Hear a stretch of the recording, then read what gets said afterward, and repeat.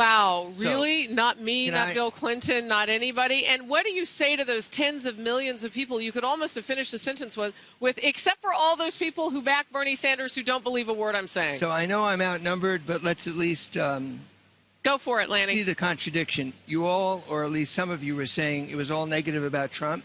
You just heard the President of the United States. Yeah, he pivoted. I said that. Who has more approval than disapproval as a second-term president than since Bill Clinton there ever has been. And he just said the sentence that the American people are going to be voting on, which is Donald Trump versus Hillary Clinton on experience, qualifications, and achievement in public life.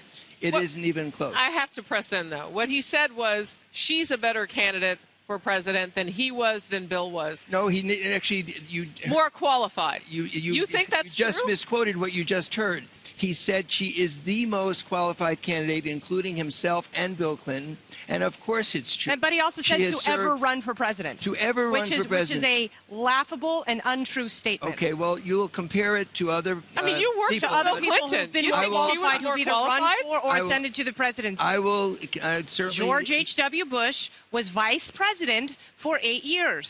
So if you think George H.W. Bush... He fought in World War II. He also was a CIA director. All right, my answer is that Barack Obama and You may not like George H.W. Bush, but his qualifications are actually more robust than hers. I actually like George H.W. Bush, and I went to college with President George W. Bush, and I like both of them.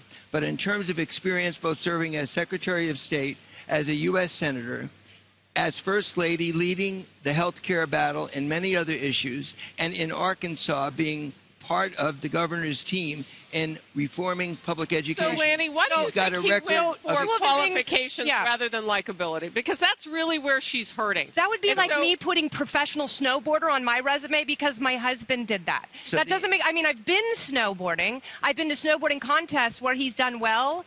But saying that she somehow has career qualifications because her husband was governor and president, that's not only laughable, it's offensive. So my answer, if you'll give me 30 seconds, I'm still recovering from your use of the words nanny status, I have to figure that out, is the following. Her achievement in the United States Senate, she was called by Republican senators as one of the most effective senators. Lindsey Graham and she worked together on the Armed Services Committee. As Secretary of State, certainly no other presidential candidate, including George W. Bush, who I greatly respect, had the experience worldwide and her relationships with foreign leaders. That's why we think she's the most qualified.